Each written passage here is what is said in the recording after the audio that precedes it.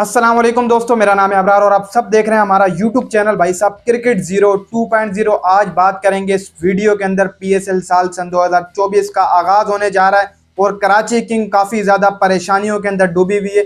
Karachi king किन प्लेयरों को retain करने वाली है अपनी टीम में, कौन से रिलीज होने वाले हैं, कुछ रिकॉर्ड भी आपके सामने रखूंगा पिछले साल के, किसने भाई साहब कितने स्कोर किए, कितनी विकेटें ली और इन खिलाड़ियों में से कौन कौन जो है वो रिटेन होने के लिए जाएगा। क्योंकि कराची किंग का जो इस टाइम पे स्क्वाड है भाई साहब वो पूरे तरीके से नहीं बन पा रहा, क्योंकि पिछले साल भी हमने देखा कि कराची किंग की कोई परफॉर्मेंस नहीं रही और इस साल मेरे हिसाब से कराची किंग अपना पूरा स्क्वाड तब्दील करने वाली है।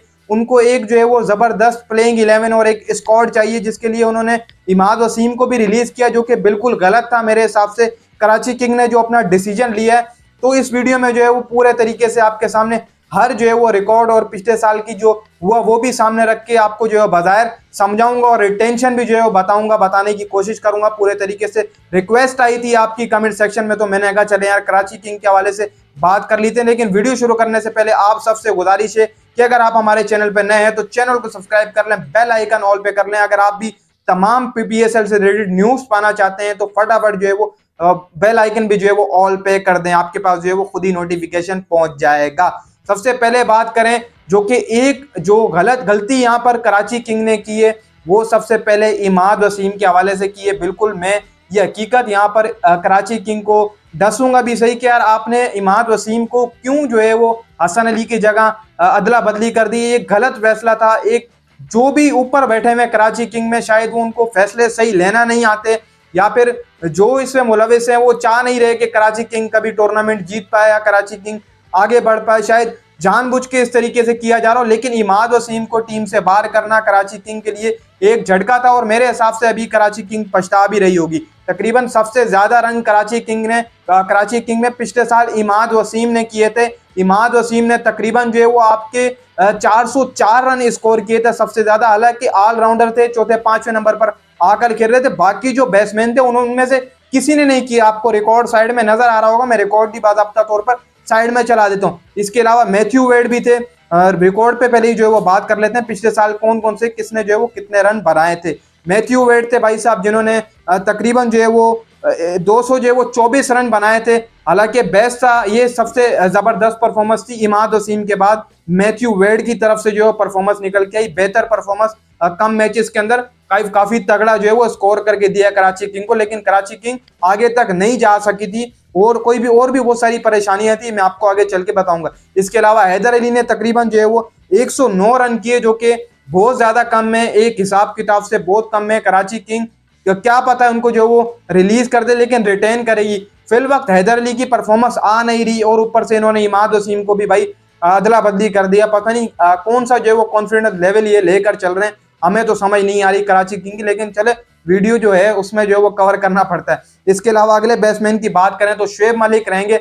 शुएब मलिक वो वाहिद बैट्समैन है जिन्होंने खाली 200 रन जो है वो बनाए थे अपनी टीम के लिए तमाम मैचेस के अंदर।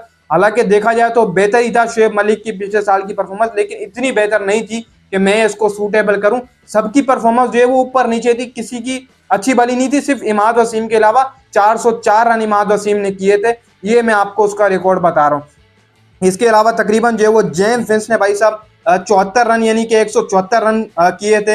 हालांकि बेहतरीन रन जो है वो जेम्स विंस ने जो है वो लगाए थे, इनको बोर्ड पर बेहतरीन कवरिंग करके दी थी जेम्स विंस। हालांकि बेहतरीन से बेहतरीन कारकर्दगी मैं समझता हूं कि कम मैचेस के अंदर जेम्स विंस ने यहां पर इनको दिखाकर दी थी पिछले साल के अंदर। इसके अलावा मोहम्मद आमिर ने तकरीबन 9 विकेटें मोहम्मद आमिर ने ली थी।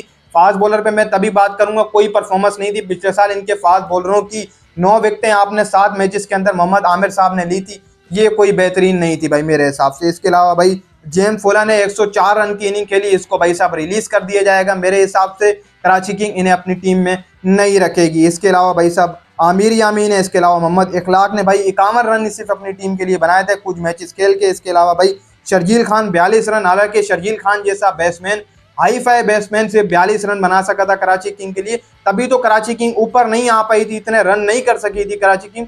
सिर्फ 42 रन का इनका रिकॉर्ड था तमाम मैचेस के अंदर। हालांकि बीच में बिठा भी दिया गया था शर्जील खान को, जो कि कदरे बेहतर था कि उनकी परफॉर्मेंस नहीं आ रही। लेकिन अब डोमेस्टिक के अंदर बिलवक्त उनकी परफॉर्मेंस अच्छी आ रही है और कराची किंग इन्हें दोबारा रिटेन करेगी, अपने रिटेंशन लिस्ट में जो है वो डालेगी। बेहतरीन कारकर्दगी थी आपकी जो है वो डोमेस्टिक के अंदर, तो हो सकता है शर्जील खान आपको कुछ करके दें, भले नेशनल कप में कुछ अच्छी इनिंग जो है वो शर्जील खान की नहीं है फिल वक्त। इसके अलावा अगली बात करें तो मीर हमजा रहने वाले हैं। मीर हमजा ने भाई साहब कोई इतना खासा अटेम्प्ट नहीं किया था और मीर हमजा वैसे भी इंजर्ड हो गए थे पिछले साल, आप सबको पता है, आधा पीएसएल छोड़ना पड़ा था। मेन बॉलर थे मोहम्मद आमिर के बाद मीर हमजा इनके बाद, और इस वक्त डोमेस्टिक के अंदर मीर हमजा ने भाई साहब चंगी विकेटें पट्टी और मैं समझता हूँ कि दोबारा से टीम में शामिल होंगे। मीर हमजा एक मेन बॉलर है इनके मोहम्मद आमिर के बाद। इसके अलावा भाई साहब मोहम्मद इखलाक हैं, ये भी मैंने आपको बता, तैयब ताहिर भी जो है वो हो सकता है कि अब तैयब ताहिर का कुछ इस तरीके से बन रहा है कि कराची किंग जो है वो तैयब ताहिर को देकर शान मसूद को अपनी टीम में शामिल करेगी।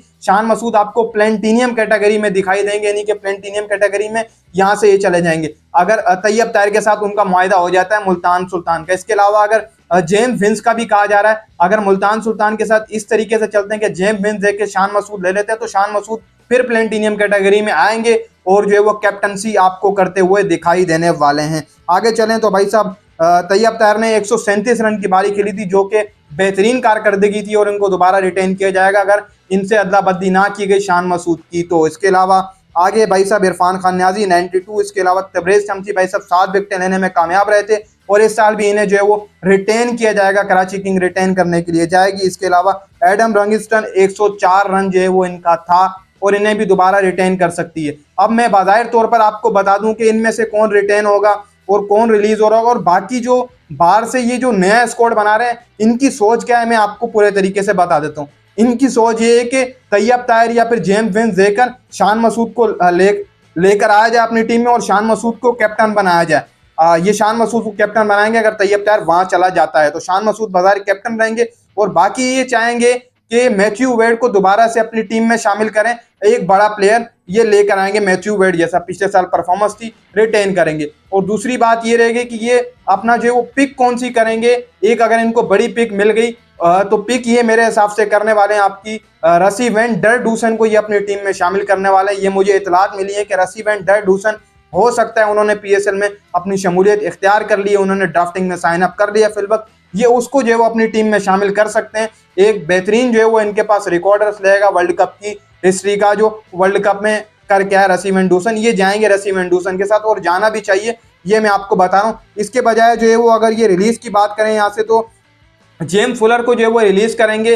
आपके जो है वो ये अगर पिक की तरफ जाएंगे तो उनको ही लेके आएंगे जो मैंने आपको बता दिया है, रसी वेंडूसन को ये करेंगे। शर्जील खान को भी रिटेन में रखेंगे। हैदर अली का मुश्किल है कि इनको रिटेन किया जाए, इनको भी क्या पता रिलीज कर दिया जाए टीम की तरफ से, क्योंकि 109 रन ही जो है वो हैदर अली सिर्फ कर सके थे अपनी टीम के लिए, कोई खासा रिकॉर्ड नहीं, और डोमेस्टिक के अंदर भी इनकी कोई फिलवक्त कारकर्दगी नहीं है। ये भी भाई साहब रिलीज हो जाएंगे इस साल, मैं आपको ये पहले से ही बता रहा हूँ। शर्जील खान रिटेंशन में रहेंगे। इसके अलावा मोहम्मद आमिर आपको जो है वो कराची किंग से खेलते हुए नजर आएंगे। काफी क्वेश्चन पूछे जा रहे थे अगर मोहम्मद आमिर का क्या होगा, मोहम्मद आमिर आपको कराची किंग से खेलते हुए नजर आने वाले हैं। और कराची किंग को भाई साहब अब एक स्पिनर की जरूरत है, प्रॉपर एक स्पिनर। तबरेज शमसी को ये लाजमी जो अपनी टीम में रिटेन करने वाले हैं, गोल्ड या सप्लीमेंट्री कैटेगरी के अंदर रख के ये रिटेन कर लेंगे। इसके अलावा मोहम्मद अखलाक की तरफ ये जाएंगे, 51 रन ही किए थे मुश्किल। इसके अलावा इरफान खान न्याजी को ये लाजमी जो है वो पिक करेंगे। तैयब ताहिर और इरफान खान न्याजी इनके रहेंगे गोल्ड कैटेगरी के अंदर, कुछ इस तरीके से जो है वो रहने वाला है। और दूसरी बात ये अगर कोई एक स्पिनर प्रॉपर इनको अभी फिल वक्त चाहिए तो इमाद वसीम को अगर इन्होंने भेजा है तो इसका मतलब ये है कि इनके पास यहाँ पर मौजूद है तबरेज शमसी, यानी कि इमाद वसीम की जगह तबरेज शमसी ने ओवर कराने ही है। लेफ्ट हैंड होता है, इसके बजाय चाइना मैन भी एक तरीके से है तबरेज शमसी, तो ये इमाद वसीम की जगह ले लेगा तबरेज शमसी। तबरेज शमसी को ये रिटेन करने वाले हैं अपनी टीम के अंदर, ये आपको मैं पहले ही जो है वो आगाह कर दूं। इसके अलावा भाई साहब अब जो यहाँ पर रहने वाला है जेम्स विंस को भी ये रिटेन करेंगे। अगर जेम्स विंस की बात बन गई मुल्तान सुल्तान के तो फिर जेम्स विंस की जगह जो है प्लाटिनियम कैटेगरी में शान मसूद आ जाएंगे, कैप्टनसी करेंगे। फिर इनके बाद एक और जो प्लेटिनियम कैटेगरी का रह जाएगा, शायद ये कोई पाकिस्तानी रखें, शुएब मलिक को तो मुश्किल ही रखें, इसके अलावा कोई और भी रख सकते हैं। अब जो एक बचेगा ना, जो बाहर से बंदा इनको पकड़ना पड़ेगा, वो ये एक बेहतरीन पकड़ेंगे, जैसे मैंने रसी वैन डूसन बताया। इसके अलावा 2-4 और लोग भी ड्राफ्टिंग में आ जाएंगे जो बड़े खिलाड़ी हैं, ये उनको रिटेन करने की तरफ जाएंगे। एक बेहतरीन इनके पास ऑप्शन मौजूद है रिटेन करने का, पूरा प्रॉपर तरीके से मैंने आपको जो है ये वीडियो में एक्सप्लेन किया। और एक इनके पास स्पिनर मैंने बताया कि ये इसको रिटेन करेंगे, तबरेज शमसी को सप्लीमेंट्री या फिर गोल्ड कैटेगरी के अंदर लेकर आएंगे। डायमंड की अगर बात करें तो डायमंड में मोहम्मद आमिर और शुएब मलिक को रखा जाएगा कराची किंग की तरफ से।